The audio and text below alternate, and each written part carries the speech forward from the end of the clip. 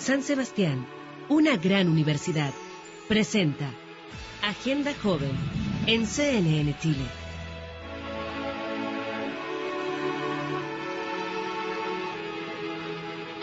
Bienvenidos a Agenda Joven, esta mirada diferente de las nuevas generaciones acerca de la actualidad, del acontecer, de los temas que le preocupan al país. Mire, la encuesta del Instituto Nacional de la Juventud de agosto de este año arrojó cifras preocupantes. Dice que un 73% de los encuestados no fue capaz, jóvenes entre 18 y 29 años, el 73% de ellos no fue capaz de nombrar a 5 diputados. Además, un 40% consideró que la labor de estos era pavimentar las calles y generar más empleo en sus comunas. Además, también el 54% de estos encuestados entre 18 y 29 años, o sea, más de la mitad, no sabe qué tipo de sistema electoral rige para las elecciones presidenciales. Y casi el 60% de los encuestados declaran no saber el sistema electoral que rige para el poder legislativo tampoco. La cifra es preocupante, porque se incorporan 4,5 millones de personas nuevas a los procesos eleccionarios que vienen. Y la cifra es preocupante, porque un gobierno o una autoridad puede verse cuestionada en su legitimidad porque no cuenta con la mayoría de los votos si es que no se sabe lo que está votando. Bueno, saludamos de inmediato al director del Instituto Nacional de la Juventud, don Luis Felipe de San Martín. Luis Felipe, bienvenido. Muy buenos días, muchas gracias por la invitación. Para este debate también nos acompaña don Claudio Alvarado de Idea País. Buenos días, Pablo. Del Centro de Análisis de Investigación Política, don Nicolás del Valle. Gracias, Pablo, por la invitación nuevamente. Abogado y académico de la Universidad San Sebastián, don Cristóbal Cepeda. Buenos días, Pablo. Esperemos que tal como salió hoy el sol, también salga el sol en todos los problemas que tenemos esta semana pasada. Vamos a ver si llegamos a algo. Oye, Felipe, preocupante la cifra. ¿Sabes por qué? Porque yo creo que hay una juventud que está muy ensimismada, muy metida en los problemas de la actualidad. En sus problemas. Lo vemos por ejemplo, en las mismas manifestaciones estudiantiles, que vemos a unos líderes muy preocupados y por último con la cultura general como para poder expresar algún tipo de opinión. Pero si nosotros vemos de repente una marcha en que dan 5.000 estudiantes y vemos estas cifras, decimos, ¿quiénes son los que realmente manejan la información? Y entonces me preguntaba, de acuerdo al estudio, de acuerdo a lo que ustedes han hecho en el INJUV, ¿a qué se deberá esto?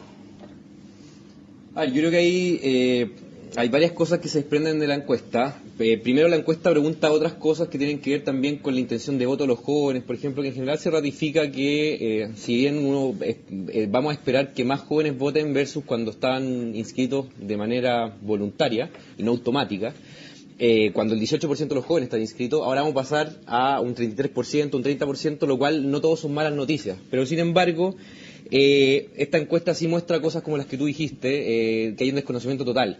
Entonces, lo que nos sirve esta encuesta para analizar es para empezar a responder esa vieja pregunta que siempre nos hacemos, que por qué el padrón electoral o la inscripción de jóvenes empezó a bajar de manera lineal desde 1989 hasta que llegó al 2008, donde los jóvenes, hasta el año pasado, representaban el 7,9% del padrón. O sea, pasaron de representar un tercio del padrón, un 33% del 90% a un 7% del padrón.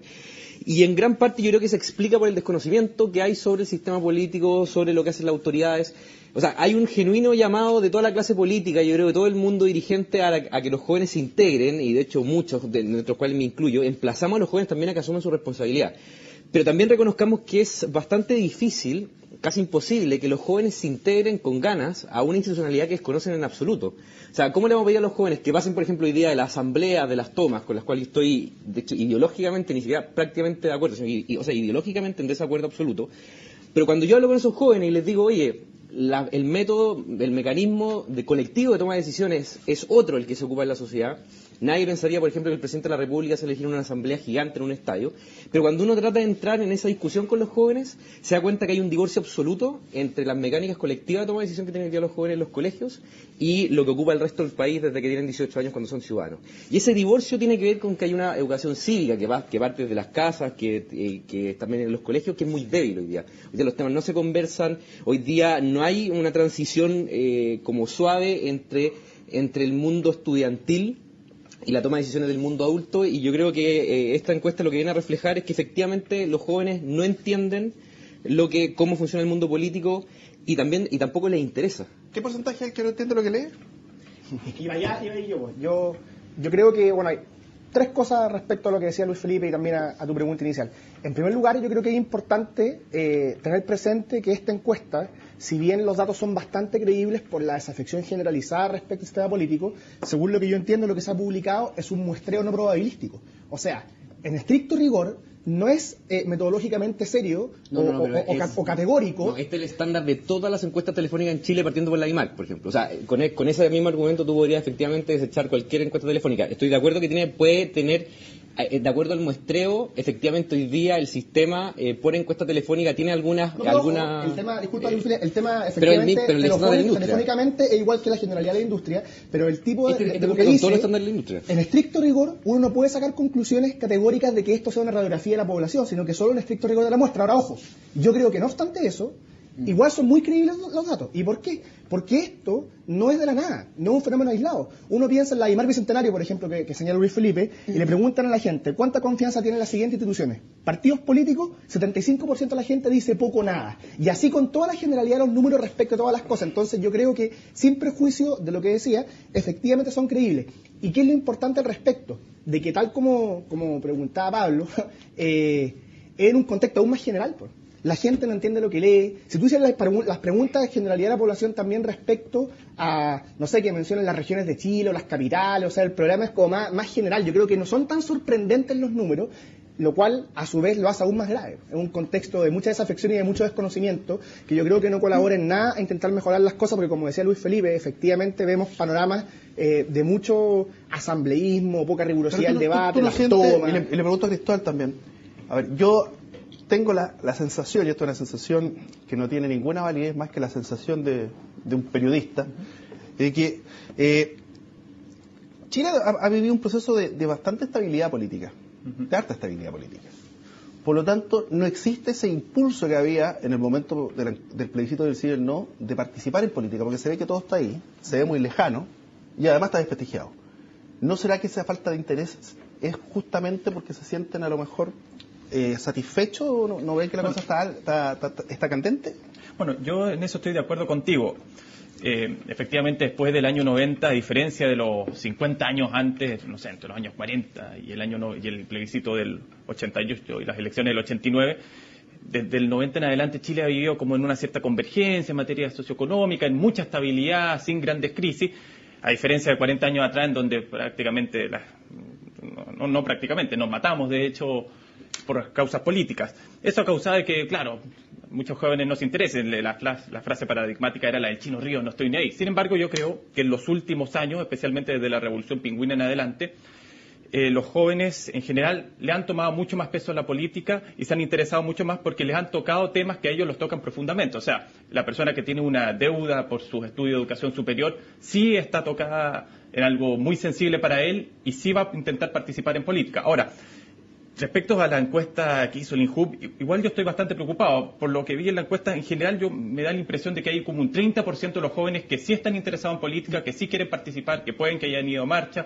que están dispuestos a votar, tienen la intención de voto, pero a mí me sorprende que todavía quede un 70% que no quiera participar.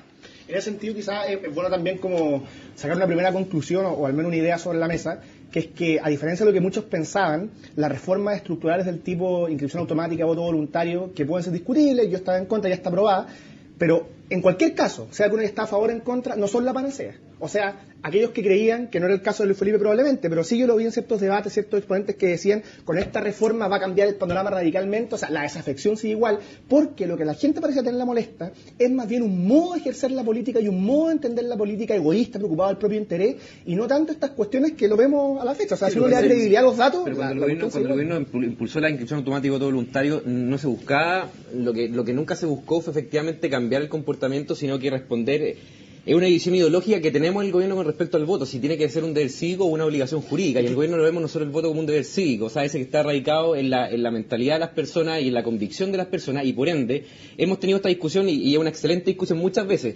Tenemos que obligar, cuando nosotros creemos que la gente no está interesada, cuando la gente no está informada, cuando la gente no sabe cuántos diputados lo representan, La pregunta es, ¿a esas personas tenemos que obligarlas a ir a votar aún cuando nosotros sabemos que no tienen idea cómo funciona el sistema y no están interesadas? ¿O tenemos que nosotros interesar a esas personas, informarlas, educarlas para que después sea su propia convicción la que los lleve a votar? Yo creo que también hay que, porque de repente se mezclan las cosas, porque por un lado me parece a mí que todo este tema, sobre todo la encuesta, que también estoy de acuerdo, es una muy buena encuesta, hay por un lado el tema de los conocimientos de los asuntos públicos por parte de los jóvenes. Eso es una cosa, ¿ya? Una cosa es que los jóvenes sepan cuántos diputados tienen que votar, que te den los nombres, qué sistema electoral funciona en tal o cual caso. Eso es una cosa, un conocimiento de causa, ¿ya? Otra cosa distinta también tiene que ver con la virtud cívica, que en el fondo es lo que mencionaba Luis Felipe,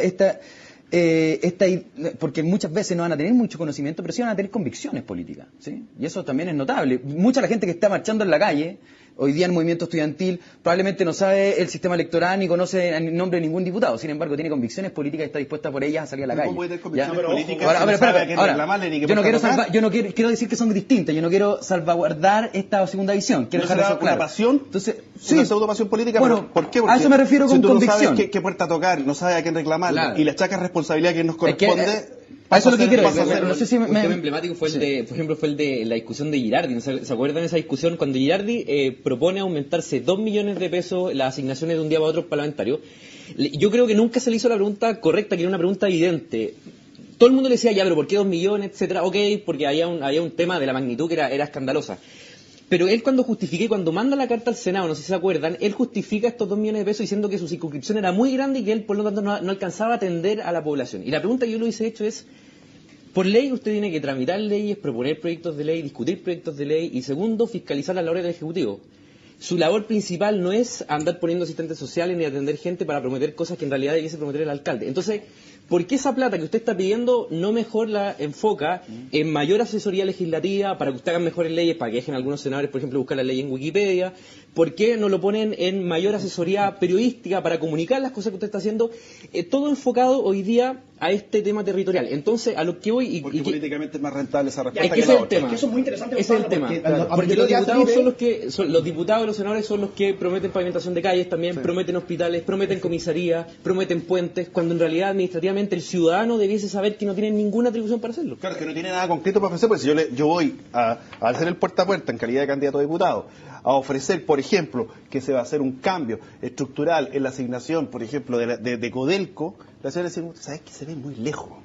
Sí, pero ojo, Pablo, que lo importante respecto al punto es que en este desconocimiento de las labores o las atribuciones de las autoridades públicas, colaboran justamente las mismas autoridades públicas muchas veces con su discurso demagógico, con sus promesas no cumplibles por sus atribuciones. Y ojo que incluso la misma mentalidad, tú decías, ¿qué le ofrezco? O sea, el concepto de política como cliente, el dar regalo, y que justamente, paradojalmente, es lo que tiene la gente chata. La política como la cosa chica, como el propio interés. Pero por lo mismo, yo creo que también es criticable esta visión de que no se pueden establecer obligaciones jurídicas. Porque la señal que hay es muy potente. La señal que hay también es que no se pueden tener deberes consagrados legalmente. Entonces, yo creo que el panorama general es bien enredado. Lo importante es ver cómo salimos y cómo avanzamos en soluciones. Mira, es que yo también quería volver a tocar lo que Claudio mencionaba, porque, bueno, yo también estoy de acuerdo yo nunca estuve de acuerdo con este cambio de inscripción automática por voto voluntario. No por la inscripción automática, sino por el voto voluntario, sí. Pero independientemente de eso, yo creo que es un tema también que deberíamos hacernos cargo, pero antes de eso es pensar también el tema de la educación pública, por un lado, lo que menciona Luis Felipe de esta virtud cívica, ¿no? De este etos democrático en el fondo, de ejercer la democracia permanentemente, una cosa por un lado. Pero por otro lado también está, y esto es una cuestión que también se ve en el debate, el año pasado, si no me equivoco, hubo también una propuesta de ley de educación cívica por parte de ciertos parlamentarios de la UDI, y era muy interesante en cómo aquí se hacía la diferencia entre educación e instrucción. Una cosa es que el colegio, por ejemplo, la escuela te instruya sobre ciertas cosas, matemática, lenguaje, etcétera. La educación cívica, viejo, viene de la familia, se sostenía, por ejemplo, ¿ya? Entonces también hay que preguntarse ahí, bueno, ¿qué rol tiene el Estado y la familia o el individuo en el ejercicio de la educación cívica? ¿Quién tiene que a ti enseñarte estas virtudes democráticas, finalmente? ¿La familia te enseña las virtudes democráticas? ¿El Estado debe imponer las virtudes democráticas? Es un debate que hay que hacerse cargo. Ahora, yo todavía no quiero plantear ese punto, ¿ya? Por un lado. Muchos puntos. ¿Ya? Entonces, bueno, ¿por qué te digo esta cuestión?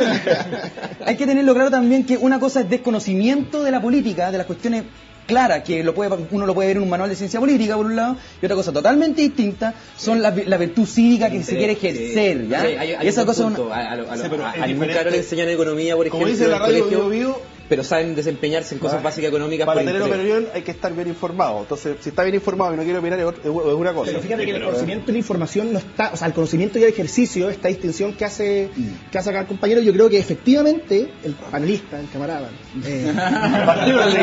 Pausa y ya estamos de vuelta acá en Agenda Joven y volvemos contigo, Cristóbal. ¿Ah? No, pero quiero terminar la idea de esto.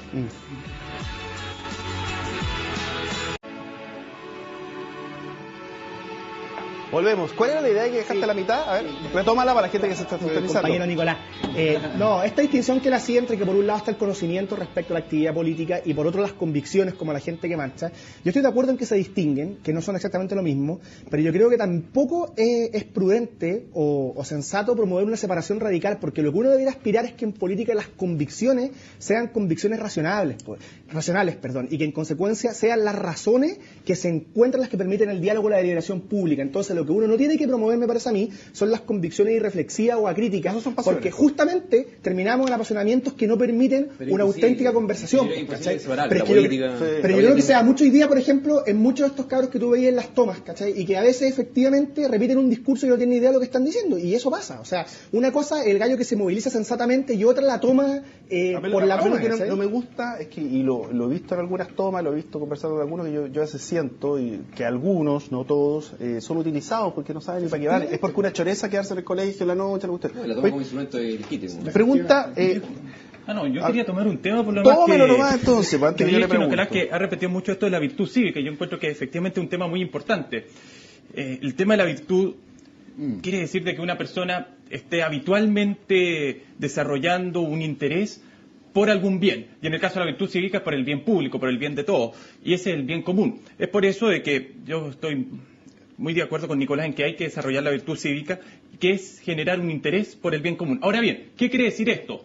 No solo quedarse con que la gente vaya a votar, con que tenga que ir a marchar, sino que la verdadera política no es solo participar en partidos políticos, sino es preocuparse por el bien común, preocuparse por el bien común de las propias comunidades. No necesariamente tengo que estar en todos los temas nacionales, pero sí a lo mejor en mi tema local, en el tema de mi trabajo, y promover de que mi trabajo, desde lo que yo hago, sea que estoy estudiando, sea que estoy trabajando, procure y ayude a ese bien común. Y además, teniendo claro que existe un bien común que nos une a todos nosotros, ahí es mucho más fácil abrir las puertas del diálogo, un diálogo racional. Tú hablabas de las convicciones. Bueno, sí, están las convicciones, pero desde el momento que nos abrimos a que existe un bien que es para todos nosotros y que nos perfecciona a todos como sociedad, justamente ahí se abren las puertas del diálogo. No es solamente imponer, como se ha escuchado mucho ahora, imponer lo que yo quiero, sino es ver qué es lo que nos conviene a todos. Sí, pero eso yo creo parte del conocimiento, pero también de la práctica. Yo creo que hay ciertos ritos, por ejemplo, que hacen los países desarrollados, que los niños lo hacen tomar decisiones desde que tienen 5 años votando, donde les enseñan a través de la práctica lo importante que es respetar al otro, lo importante que es participar, lo importante que es que el voto sea secreto. Aquí le pegaron un palo a usted.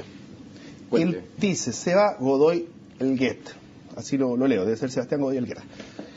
El proyecto conservador de la INJU promueve la información para votar, y su partido, el que rechazó la educación cívica. Sí, eso es falso. Pero bueno, eso refleja parte de la desinformación, donde la gente no sabe y opina. Pero es falso, ¿por qué? El ramo de educación cívica era obligatorio hasta la reforma curricular del 1996. O sea, eso ya no es gobierno de la alianza. Pero independientemente de eso, ese año se sacó la educación cívica como ramo obligatorio y se traspasaron los conocimientos de la educación cívica a otros ramos como historia, geografía y formación ciudadana, que así se va a llamar de la nueva reforma curricular. Entonces, yo no estoy en condiciones de criticar la reforma del 96, porque no tengo idea, la verdad, porque no tenemos mediciones si efectivamente hasta el 1996 teníamos mejor educación cívica que no. Desde 1996 hasta hoy día hemos tenido efectivamente una educación cívica bastante escuálida, y ahora, producto de la última reforma curricular que está impulsando este gobierno, se retoma como un eje central del ramo Historia, Geografía y Formación Ciudadana. Esos son los 3 ejes del ramo, se retoma fuerte educación cívica. Por lo tanto, eso es falso, y de hecho el Congreso, esta discusión que hubo el año pasado, fue una discusión bien ficticia, porque por ley el único que puede decir qué ramos se toman y no es el Ministerio de Educación, y quien vota y aprueba es el Consejo Nacional de Educación, que es un órgano transversal elegido democráticamente. Por lo tanto, todas estas discusiones que se llevan al Congreso son discusiones ficticias. Son para la prensa, porque efectivamente, si uno mira la ley, ¿cuándo han visto ustedes, por ejemplo, los diputados y senadores viendo si hay más o menos horas de educación física o más o menos horas de matemática? Y eso es porque la atribución la tiene el Consejo Nacional de Educación, que tienen que aprobar o rechazar lo que dice el Ministerio de Educación. Habiendo dicho esto, yo sí estoy de acuerdo con la crítica implícita de que efectivamente hoy día, da lo mismo lo que haya pasado para atrás, hoy día el nivel de educación cívica con que salen los jóvenes de 18 años es escaso. Es escaso, es malo, y yo creo que efectivamente... Pero en un contexto más global. Leamos los Twitter, que es la voz del pueblo. La clase política se dedicó a desinteresar a los jóvenes con malas gestiones y leyes. Ahora no saben persuadirlos, lo dice Ea González R. Y Leopoldo Ramírez, el Polo Ramírez, que también tuitea para acá, dice... Leopoldo Ramírez nos dice: Chile necesita educación cívica tanto como renovación de clase política que incentive a los jóvenes en interesarse en lo público. Entonces, me quiero colgar de este mail, de estas ediciones periodísticas que nos van mandando a través del Twitter. ¿Cómo queremos renovación política si hay una masa crítica tan pequeña, un universo tan pequeño para poder ir sacando nueva gente interesada en política? Pero ojo, que yo creo que aquí tampoco hay que creer que esto es un fenómeno nuevo o que las cosas van a cambiar radicalmente. En general, las personas que, si bien yo comparto plenamente todo el diagnóstico que hace Cristóbal respecto a que la política no solamente se agota en los partidos y que efectivamente tenemos un compromiso público que va más allá, que la participación no solamente partidista, yo solo suscribo y lo promuevo, también hay que ser realista en que en todas las circunstancias siempre hay personas que tienen acceso a mayor y mejor educación y en consecuencia tienen como más posibilidad de acceder a los circuitos de poder o a la élite que promueven los cambios. Yo creo que en ese sentido lo importante es fomentar en la mayor medida posible, pero especialmente en aquellos que hemos sido privilegiados, que accedimos a universidad y a buena universidad y todo, a que nos comprometamos con la política y con lo público en sentido formal también. Tú me decís, ¿cómo tenemos renovación política? Bueno, fomentando justamente eso en todas aquellas personas que tienen más posibilidades. Que una persona modesta le va a costar mucho más o ese es deber tuyo de que tú estás en una élite intelectual, tú vas a tener, entre comillas, más deberes que la persona más pobre. Yo creo dos cosas. Por un lado, que efectivamente cualquiera puede llegar a acceder hacia una situación importante y eso es innegable, y ahí está el esfuerzo personal y también las oportunidades que hay que ampliar, pero también que aquellas personas que han recibido más, obviamente que como sociedad tenemos que hacerle un llamado a que den más. No podemos tampoco, o sea, estoy de acuerdo contigo, no se trata son buenas intenciones, pero tampoco podemos depender de la calidad intelectual. No, o sea, el Estado tiene que proveer cierta información mínima. De acuerdo, mi punto otro. Instrucción. Mira, mi punto o educación cívica.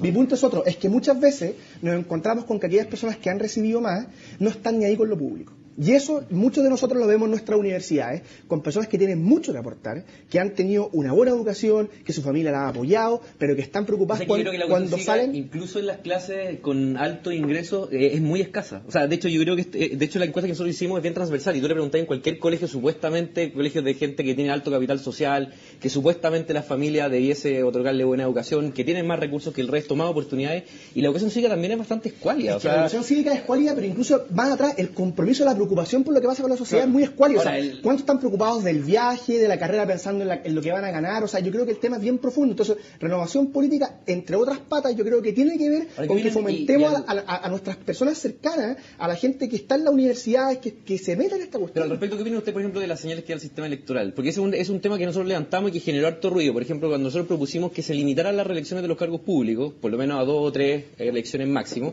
porque con eso, y ahí se levantaban dos posturas. Por un lado, nosotros postulamos que limitando la reelección a los cargos públicos, efectivamente se promueve la transparencia, que es el mismo valor con el cual no se puede reelegir el presidente de la República. Claro. Convengamos lo que nosotros ya tenemos consagrado ese tipo de valores que queremos promover en nuestras elecciones presidenciales. Entonces, ¿qué pasa si nosotros limitamos la reelección de todos los cargos públicos y así promovemos la transparencia, pero también promovemos que obligatoriamente los partidos políticos y los movimientos tengan que meter gente nueva? Hay gente que está a favor y hay gente que dice que eso atenta contra la libertad de elección de las personas. Yo creo que atenta contra la libertad es que tenemos un sistema de primarias como corresponde, ahí mismo le damos la posibilidad a la persona joven, ¿ya? Y también medimos al que se podría ser reelecto. Si existe un sistema más abierto. Pero, a ver, yo creo que igual de repente... ¿Por qué opiné si yo soy viejo? Yo soy joven. Nosotros perdemos... Conductor. Nosotros de repente... Ser animador hay que ser animado. Nosotros creo que de repente, igual en el ámbito público y los que nos interesamos más en lo público, en lo político, yo creo que muchas veces de repente caemos en un error que hay que... O sea, es bueno incentivar a los otros que entren a política, mostrarles lo importante que es esto, pero tampoco significa ir y llevarlos de la manito, a ver, vaya, vote, marque acá. Yo creo que también es importante promover de que cada uno también se esfuerce en hacer esto. O sea, la virtud cívica no es que me lleven de la manito a votar, sino que yo también me interese en eso. Entonces, no es solo eliminar trabas para que la gente joven entre, sino que también es que los jóvenes tenemos el deber de interesarnos en el bien público. Del voto voluntario. Bueno, yo creo que también, de nuevo, yo creo que hay que separar las cosas. Y yo quiero separarlas no porque la realidad estén separadas, sino porque quiero entender la realidad. Por eso separo las cosas. Sé que en la realidad están juntas. Entonces, el tema de la instrucción, ya está bien, hay que instruirlos, tienen que saber más de los asuntos públicos. Está bien eso, ¿ya? Pero de nuevo ahí, como se mezclan en la realidad estas cosas, bueno, hay que ver, pero hay que enseñarles ciertos valores, hay que enseñarles ciertos deberes con las instituciones, hay que preguntarse eso, ¿no? Hay gente que va a decir, mira, yo no quiero que el Estado a mí me imponga cómo tienen que pensar mis hijos. Pero eso es falso. Ya, está bien. No hay política neutral. Aquí yo no quiero abogar por una posición, estoy describiendo la realidad para poder entenderla. Por otro lado está la cuestión los valores democráticos precisamente, y ahí está todo el discurso político de las élites. O sea, una sociedad tiene que elegir, el Estado tiene que elegir qué cosas promueve y qué ideales. Me parece bien. Me parece, o sea, yo de hecho, lo que yo creo... O sea, la educación cívica no es la misma que en Cuba, por lo que yo creo, evidente, lo que yo creo es que el Estado tiene que tener un rol más importante y mucho más activo en ese sentido, cosa que no lo tiene precisamente por estas posturas que quieren ponerle coto al Estado, ¿ya? Por otro lado, el tema de los valores democráticos, falta también un discurso político de las élites para que reafirme permanentemente el ejercicio de la democracia en la vida cotidiana. O sea, la democracia no solamente esta cuestión institucional, que esta superestructura política que está arriba, mientras que en la vida cotidiana, bueno, da lo mismo si es democracia o no. ¿Dónde se refleja ese, por ejemplo, hoy día, cuál es la reacción, por ejemplo, que tienen muchos políticos con la dirigencia estudiantil cuando les conviene, cuando la dirigencia estudiantil era popular? Era una nula exigencia intelectual y reflexiva con respecto a lo que estaban planteando. Si se acuerdan del año pasado, por ejemplo, la estrategia que ocupó la oposición era decir, oye, el gobierno que se quede con este problema, nosotros nos vamos del estadio porque esta pelea no es nuestra, nosotros no nos metemos en este partido, y de hecho le firmaron una carta, los presidentes de los partidos de la concertación le firmaron una carta al movimiento estudiantil, por eso Camila Vallejo hoy día dice que son traidores, porque firmó una carta que decía, apoyamos irrestrictamente el apoyo estudiantil y está la firma de todo.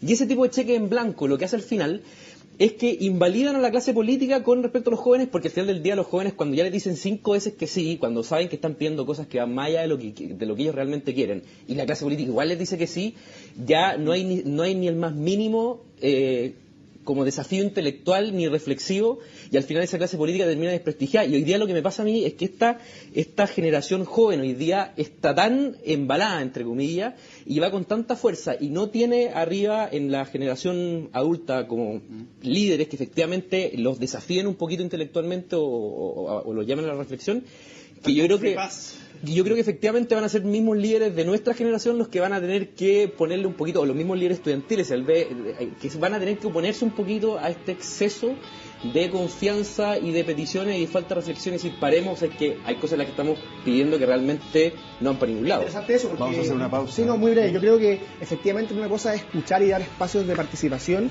pero otra cosa es negar lo obvio, y es que la política implica ejercer liderazgo, implica marcar un norte, y en ese sentido los políticos del año pasado de todos los sectores se cayeron harto. Y después, respecto a la pregunta que decía Luis Felipe, respecto a las señales de las reformas políticas y cómo colaboran a esta educación cívica o preocupación por el bien común, yo creo que son importantes las señales. Yo creo que sería bueno limitar a ciertos periodos la posibilidad de reelección, al menos por un mismo distrito, al menos por un mismo lugar, porque hay, o sea, la política tiene que implicar un sacrificio, y en ese sentido no se puede vivir de la política. Pero también el tema de las señales, yo insisto, en ese sentido hace que sea muy criticable el tema del voto voluntario, porque implica que el ciudadano igual consumidor que vota cuando quiere. Yo creo que eso es muy complicado, porque vivir en comunidad implica obligaciones. Tenemos que pagar. ¿O no? Sí, algo breve. Pablo de la Meira dice, la responsabilidad cívica está constituida no en la clase política, tiene que nacer como parte del deber ciudadano. Ese Jiménez 92 dice, falta de educación lleva a tomar malas decisiones, por eso que la educación cívica es importante para la toma de decisiones políticas. Y Jaime García Moli dice, la clase de educación cívica en muchos lados, clases de marxismo. No es culpa de los políticos, pues nuestra oportunidad de cambiar las cosas es mediante el voto. Es nuestro deber, lo dice Maucho Patagón. Parte de los Twitter que están llegando acá a Agenda Joven. Ya volvemos.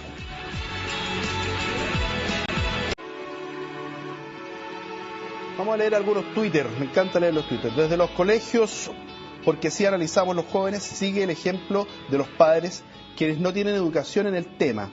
Lo dice Catherine Bastías S.O. Raúl Jara dice, mientras no exista educación cívica, los jóvenes siempre verán la política y asuntos públicos lejanos hasta una edad mayor. Monkey Parlante dice, educación cívica para interesarse en la política o en lo político. Qué buena diferencia. ¿Sabes que es una buena diferencia? ¿Por qué? Porque por un lado hay que preguntarse el rol del Estado y qué es lo que nos hemos estado haciendo aquí un poco, y si es que el Estado tiene que incidencia en esta educación cívica y no solamente en la instrucción, o sea, es decir, promueve ciertos valores, hay que preguntarse, bueno, discutamos qué valores vamos a promover primero, ¿ya? Discusión que me parece que de cierta manera está subterfugio en el debate público, ¿ya? Yo creo que un poco, cuando uno ve las reformas curriculares y del Consejo Nacional de Educación, el currículum nacional, yo creo que eso está un poco zanjado. No, claro, pero ahí también es necesario que haya una discusión pública, me refiero abierta, con distintos grupos y no solamente, digamos, entre las esferas del poder político. Y otra cosa importante que es, en el fondo, la pregunta, ¿es la política de los políticos? Fíjate, nosotros estamos hablando de inscripción automática, partidos políticos, la élite, la renovación. Sin embargo, me parece a mí, y creo que eso también, no solamente esas encuestas, sino otras también reflejan que los estudiantes o los jóvenes están interesados en otras formas de hacer política, ¿ya? No institucional. Entonces me llama la atención, si estamos hablando de los jóvenes y la educación cívica, la política, y quedamos hablando de los partidos, de la inscripción automática, y no nos preguntamos qué otra forma de hacer política. Fíjate tú, la participación que tienen en voluntariado, y eso se toma... Es un mito, sí, no, pero... Esta encuesta nacional de INJUM muestra que la participación en voluntariado es un 10% Está bien, en todo Chile. sí. Es mucho menos que lo que parece. Mi punto no sé si es más o menos y no sé si es significativo o no. El punto es, bueno, eso es una forma de práctica política. Eso implica una relación con el entorno, con la comunidad, implica cierta obligación, de solidaridad, etcétera. Por otro lado, hay también otros espacios de micropolítica, me gustaría hablar a mí. O sea, una política no institucional. No solamente el deporte, viejo, si también tenéis que pensar centros culturales, colectivos culturales, sobre todo ahora con los blogs, o sea, una suerte de política 2.0 en blogs, ¿eso es política en revistas. Pero no es política, pero es lo político. Es que tú estás definiendo varias cosas que yo creo que son distintos modelos de... Todo esto está en el modelo de la participación. Cuando uno analiza cómo la gente participa, la gente tiene distintas maneras de participar. La manera más básica de participar, una persona cuando no participa es cuando ni siquiera se informa, y en la pirámide de participación, de cómo la definimos nosotros por lo menos, lo primero que hace una persona cuando participa es informarse, simplemente escuchar. Después, cuando la persona participa un poquito más, ya empieza a opinar con respecto a lo que quiere, y en la pirámide de la participación una persona ya representa y toma decisiones. Entonces, hay distintas maneras de participar en política también. Nosotros efectivamente queremos que todo el mundo esté, y la mayor cantidad de la gente esté participando, esté informándose al menos, y después esté opinando. Y eso está bien porque hay distintas maneras de hacerlo, están las marchas, las manifestaciones, pero en la pirámide de la participación, cuando nosotros queremos que la gente tome decisiones y que esas decisiones sean vinculantes para el resto de la sociedad, yo creo que es importante institucionalizar esas decisiones. Cualquier democracia sana lo hace. Entonces, la distinción que tú haces para institucionalizar versus no institucionalizar, y poniéndolas, tal vez entendí mal, o política o macropolítica y micropolítica, pero yo no las pondría paralelas. Yo creo que son instancias para distintos tipos de decisión, pero las decisiones vinculantes, aquellas decisiones que tomamos como sociedad y que vinculan al resto de la sociedad y que obligan al resto de la sociedad, tienen que ser institucionalizadas. Oye, puede que las instituciones actuales no nos gusten. Quiero ir con Cristóbal con lo siguiente, porque me metí al tiro a los trending topics, por ejemplo, que hay en estos momentos. Dice Miss Mundo, Miss World 2012, vamos Camila, no referido a la Camila Vallejo, sino a la Camila Recabarren, que es la candidata. Liam, estoy soltera, Paine. Camila Recabarren, Liverpool, China, Auja, Mañalich y Santiago, y después Punta Arenas. O sea, no es trending topic, pero sí hay algo de preocupación de, por ejemplo, con respecto al tema del auge, el tema de la Contraloría de Mañalich y todo eso. Entonces, a ver, yo siento que la política hoy día en su forma es demasiado poco atractiva. En su forma. Hoy día lo político compite mucho con otro tipo de circunstancias. Voy a ir nada más que al uso del tiempo, ¿ya? Tú ves, por ejemplo, que antiguamente la gente leía más porque no había televisión. Hoy día la gente lee menos porque tiene otras formas de informarse y de enterarse. Hay muchos más elementos o muchas más distracciones en que ocupar el tiempo libre. O sea, hoy día una noticia política en un noticiero está compitiendo también con una noticia farándula. Entonces empieza a quedar de lado como información. Entonces mi pregunta es la siguiente: ¿no nos sentimos como una sociedad más de derecho que de deberes? Sí, yo creo que sí. En parte hay una cosa muy bien interesante a propósito de derecho y deberes, y de una palabra que se usa mucho, que es la palabra justicia. Hoy en día está de moda que justicia es sinónimo de reclamar para mí algo mío, mis derechos, peleo por mis derechos. Cuando la definición clásica de justicia es que uno tenga la voluntad constante de darle al otro lo que es suyo. Y por eso que uno de los tipos de justicia que hay es aquella justicia total por el cual el individuo se preocupa no solo del bien que tiene que darle al otro en una compraventa, sino que uno se preocupa del bien y cómo uno colabora con el bien del todo, el bien social, el bien común. Ahora bien, eso sí, yo creo que a propósito del tema que estabas diciendo tú, respecto a eso de la política y lo político, evidentemente la gran entrada a la política es lo político. O sea, uno interesándose por lo político, por lo importante para la comunidad, va a entrar en la política. Ahora bien, es importante evidentemente que de eso vaya a pasar a la política y más que nada a las formas de elección de las autoridades que son las que van a gobernar el país. Y es por eso de que yo creo que todos estos movimientos sociales yo creo que van a causar un mayor aumento de la participación, a lo mejor no en las municipales, porque una elección un poco más particular, pero sí en la presidencial y la parlamentaria del próximo año.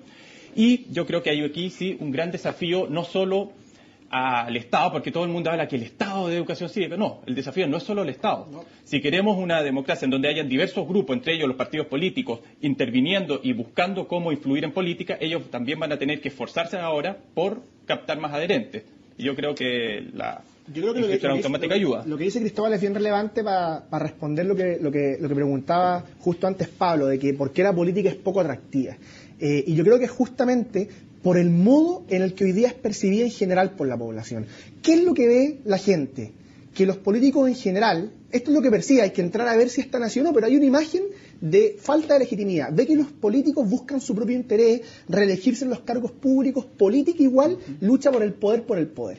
No se ve la política como una cuestión de justicia entendida como compromiso con el otro, la participación no se entiende como un compromiso voluntario por el bien común, y en consecuencia yo creo que lo que está haciendo agua y lo que los políticos tienen como tarea de mostrar a la gente es que no son malos políticos, usando los términos de Aristóteles que hemos citado antes acá, es decir, preocupados por su propio interés egoísta, sino que son personas que están dedicadas profesionalmente a trabajar por el bien de la sociedad. Eso es algo que la gente hoy día no cree. Yo creo que la gente no sabe. O sea, hay una falta de propuesta diferenciadora entre un lado y otro, porque finalmente las propuestas son muy parecidas.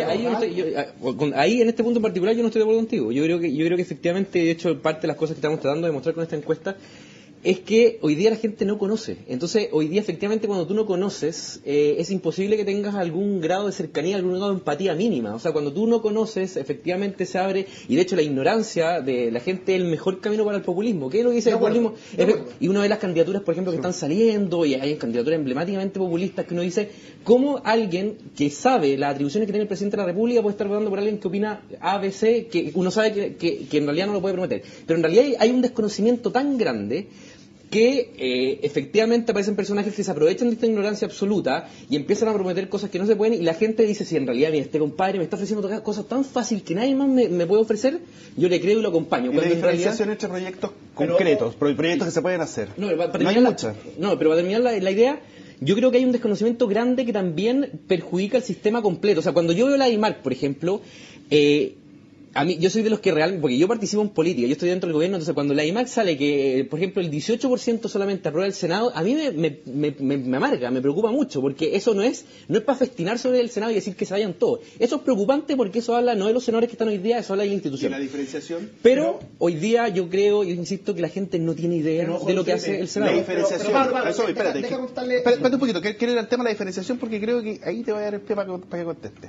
La diferenciación. Es que el problema es que cuando hay un desconocimiento, voy a dar la diferenciación, cuando hay un desconocimiento total de cómo funciona el sistema, hoy día la diferenciación que están haciendo los políticos va más en el estilo, en la estética, que en las ideas. Porque hoy día la idea básicamente, cuando hoy día hay una uniformidad de ideas, cuando hay tal desconocimiento... Hay matices, no hay diferencia. Pero hay matices meramente estéticos. O sea, yo veo que, por ejemplo, hoy día, ¿qué impide hoy día, por ejemplo, que haya un sector importante de la democracia cristiana que no esté en el mismo partido, por ejemplo, con Renovación Nacional? Hay diferencias estéticas y diferencias históricas. ¿Tú eres militante de qué partido? De Renovación Nacional. ¿Estás invitando a la democracia cristiana a tu partido? A mí no, yo no puedo invitarlo a mi partido, no puedo arrogarme eso porque para eso hay una directiva. Pero tengo muy buena relación con mucha gente. ¿Te gustaría que entrara parte de la democracia cristiana a la Renovación Nacional? No sé si parte, pero hay gente de la democracia cristiana. Estoy tratando de meterte en problemas. Sí, no sé si lo entiendo. No, yo me llevo muy bien con mucha gente de la democracia cristiana, y no solamente de la democracia cristiana, sino también con varios partidos, gente de la UDI, con gente también del PP. Pero el punto acá es que cuando hay tal ignorancia del electorado, las diferencias de ideas y de propuestas pasan más por la estética que por la profundidad y la reflexión de las ideas mismas. Y eso es porque no enganchar al electorado. Ojo, que yo en eso estoy de acuerdo. O sea, lo que acabáis de decir es un diagnóstico real. Efectivamente, cuando hay ignorancia, obviamente que la pelea por las ideas pasa a segundo plano. El tema está en que, como tú mismo reconocías dos bloques atrás, principalmente los que colaboran en esa ignorancia son los mismos políticos. Y no es casual la falta de credibilidad de la gente. No es casual. Pero ojo, cuando el diputado hace campaña y promete que va a hacer A, B o C que no está en sus atribuciones, cuando se dedican sistemáticamente a dar ejemplo como vemos a diario en las peleas de poca monta, obviamente que es esperable que la gente esté chata. O sea, si queremos que la imagen de los políticos cambie, obviamente que hay que involucrarse en la participación pública, por eso estamos acá, pero además los políticos tienen que hacer la pega. Los políticos. Oye, pregunta difamadores. ¿Ah? Felipe, como director del INJUB, ¿estás dispuesto a hacer una campaña para que sea incorporado el ramo de educación cívica en la malla?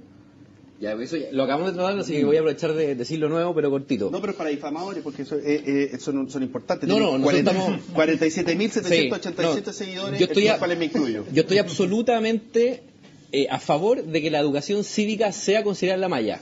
El tema es que hoy día está considerada en la malla, no como ramo obligatorio como estaba hasta 1996, y se consideró, si de 1996 hasta ahora no hay ni una medición con respecto a si mejoró o empeoró la educación cívica. Yo no puedo evaluar si esa política fue buena o mala, pero yo estoy absolutamente de acuerdo en que hoy día la educación cívica tiene que mejorar y se tiene que fortalecer en la reforma curricular que viene. ¿Va a hacer una campaña para conseguir eso? Nosotros estamos haciendo esta campaña, sí, obvio. Oye, dime una o sea, cosa. La campaña que nosotros lanzamos con la encuesta, precisamente, lo primero que dijimos como INJUB fue que esto es una responsabilidad compartida entre la sociedad civil y el mundo político, y que esto parte con fortalecer la educación cívica. No me quiero arrogar decirle al Ministerio si la solución es poner un ramo obligatorio de educación cívica como el 96 o hacer una reforma curricular donde el eje de formación ciudadana sea más grande, porque eso lo ve el Consejo Nacional de Educación.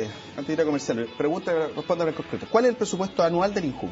El presupuesto anual del INJUB son como 6.000 millones de pesos, 5.700 y tanto la última ley. 10 millones de dólares, 11 millones de dólares. 12 millones de dólares, sí. ¿Cuánto tiene para difusión y campañas de este tipo? Mucho menos la mitad. De hecho, la mitad del INJUB, el INJUB es un servicio, o sea, 12 millones de dólares puede sonar mucho, pero si uno lo compara con el resto de los servicios, es de los más pequeños. ¿Cuánto tiene para difusión? No, menos del 10% del presupuesto. O sea, me dice que tiene $1 millón de dólares, 500 millones de pesos. No, menos, harto menos. De hecho, por ejemplo, cuando el INJUB, la última campaña grande que hizo el INJUB para llamar al voto, que fue por ahí por el 2009, en el gobierno de Bachelet, se gastaron $1.200.000 en una campaña, no sé si se acuerdan, pero el voto, yo tengo poder, etcétera, y eso vino de presupuesto presidencial. Porque no estaba en la ley de presupuesto considerado, porque la ley de presupuesto de cada servicio la aprueba el Parlamento. Si yo saco la siguiente cuenta, que una página completa en un diario de circulación nacional me cuesta entre 8 y 12 millones. No, si es poco. Lo que tiene no te alcanza para nada. No, es poco. O sea, por ejemplo, una campaña publicitaria que uno ve de un chocolate en la tele, eso que sale en todas las cadenas, sale del orden de $1 millón. O son 600 millones de pesos. No te alcanza para nada. No, alcanza poco. Por eso nosotros estamos también trabajando con otros ministerios para apalancarnos, para tener mayor difusión. Como es un servicio intersectorial en INJUB, lo que tiene que hacer es apalancarse en otros ministerios que están tocando temáticas de juventud para aprovechar de maximizar el mensaje, y eso estamos haciendo hoy día. Pausa y ya estamos de vuelta.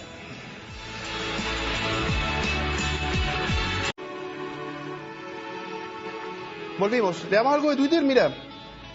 Etaki Erika dice: hola, ingresen a candidatosonline.cl. Bastante información de los candidatos. Saludos. Candidatosonline.cl.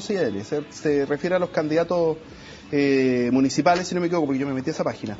San Martín dice que es caldo de cultivo para candidatos demagógicos. Es lo que hizo la derecha y ahí estamos pagando los costos. Fernando Puente, amigo nuestro: ¿le interesa a los jóvenes realmente que los jóvenes voten o no? Dice... ¿qué más? María Jesús Araya: los jóvenes queremos todo fácil, sin tener que trabajar.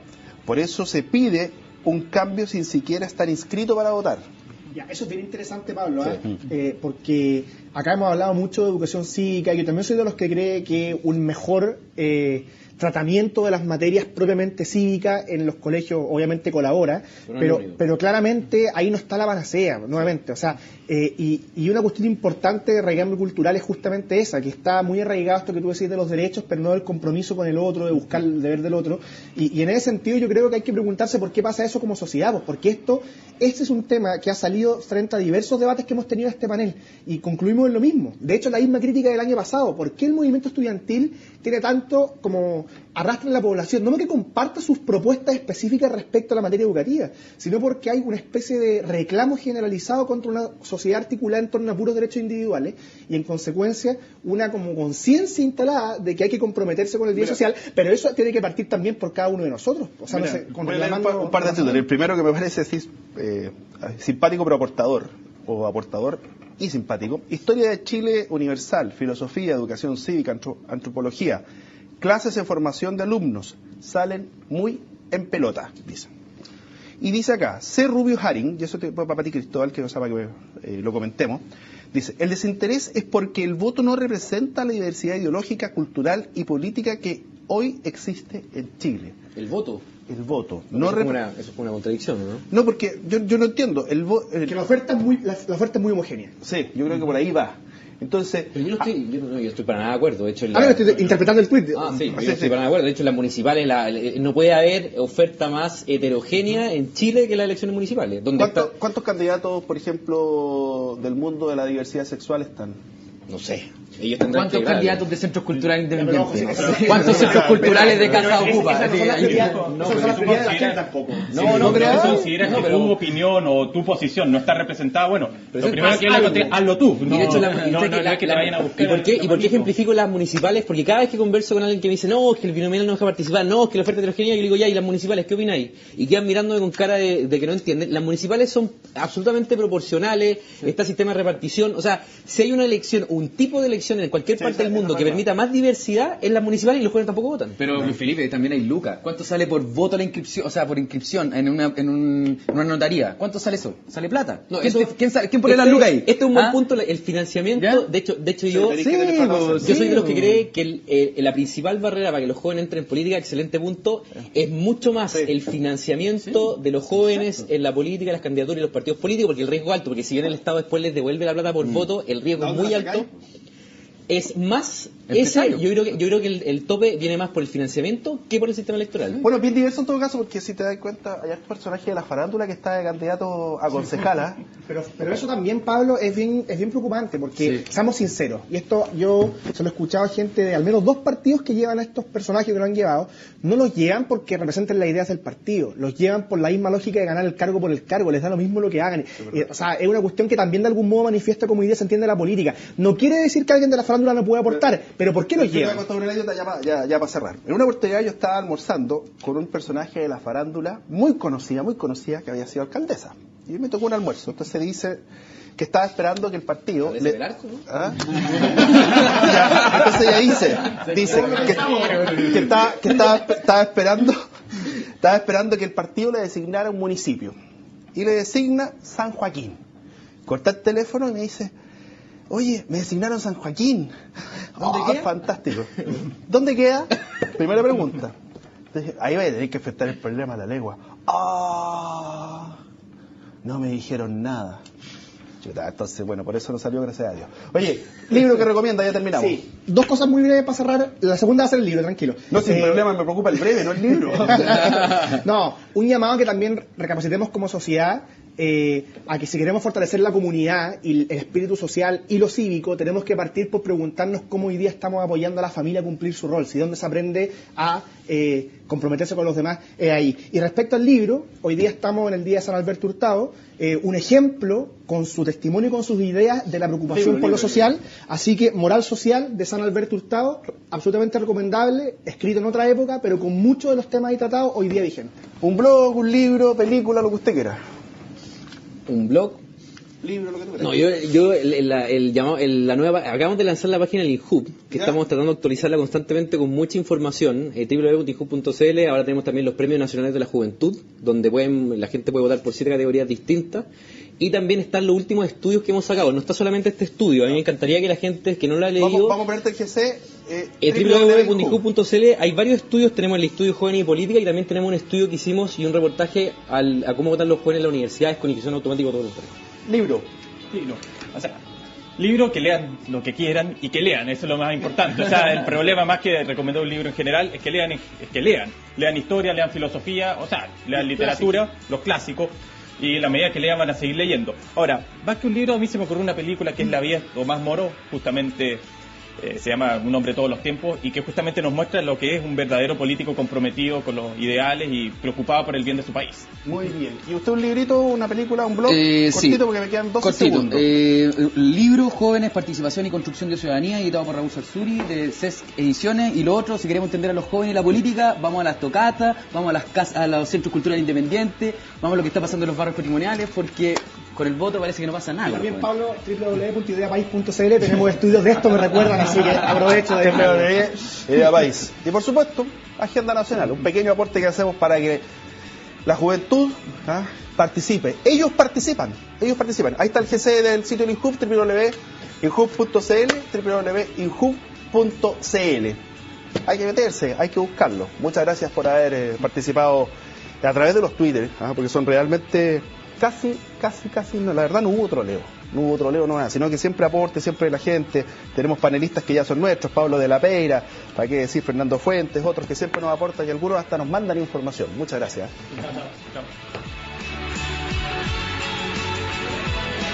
Universidad San Sebastián, una gran universidad, presentó Agenda Joven en